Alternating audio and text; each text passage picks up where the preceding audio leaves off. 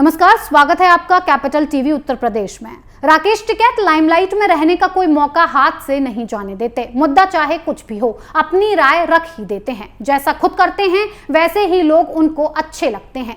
कानपुर में हुए बवाल पर टिकैत कुछ ज्यादा ही उत्तेजित हो गए। विरोधाभास टिकैत पर इस कदर हावी हो गया कि कानपुर दंगे को लेकर सरकार पर ही सवाल उठा दिए। टिकैत का मानना है कि ये बवाल सरकार ने ही कराया है। और क्या कहा टिकैत ने, जानने के लिए देखिए हमारी खास रिपोर्ट। नमाज के बाद वहाँ पथरा हुआ हो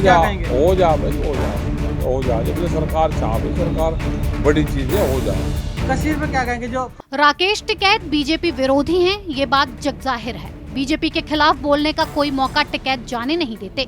कानपुर में हुई हिंसा में भी टिकैत को सरकार कसूरवार नजर आ रही है, जबकि दंगाई निर्दोष। टिकैत का कहना है कि ये मुस्लिमों को बदनाम करने की साजिश है। देखो, बैठक है यहाँ पे, मुद्दे बहुत हो जाए। जब सरकार चाहे, सरकार बड़ी चीजें हो जाए। कश्मीर में क्या कहेंगे? जो पंडितों पर अब दोबारा से वहाँ हमला हो रहा है। हाँ, हो जा। सरकार जो चाहे, सरकार बहुत बड़ी चीज है।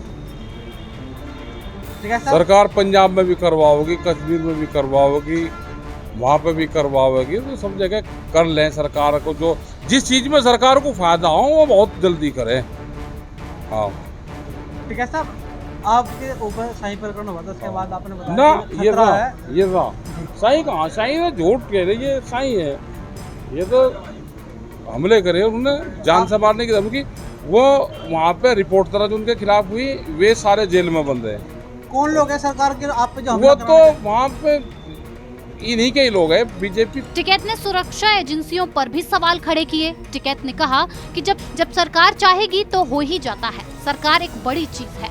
कश्मीर में आतंकवादियों द्वारा मारे जा रहे लोगों पर भी राकेश टिकैत ने कहा कि सरकार जो चाहती है वो होता है। सरकार पंजाब में भी कराएगी, कश्मीर में भी कराएगी। जिस चीज में सरकार को फायदा होता है वो सरकार बहुत जल्दी करती है। कर्नाटक में अपने ऊपर हुए हमले की घटना पर बोलते हुए राकेश टिकैत ने कहा, स्याही प्रकरण कहा, वो तो झूठ कह रहे हैं। वो तो हमला किया, उन्होंने जान से मारने की धमकी दी, उन पर रिपोर्ट दर्ज हुई और वे सारे जेल में बंद हैं।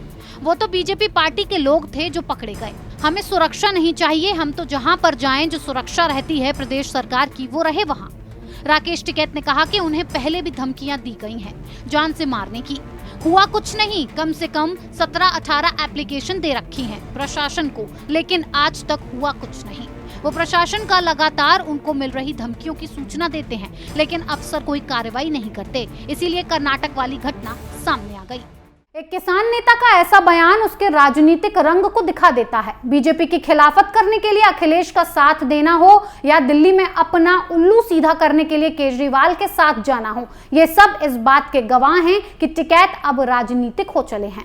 इस खबर में फिलहाल इतना ही। बने रहिए कैपिटल टीवी उत्तर प्रदेश के साथ। नमस्कार।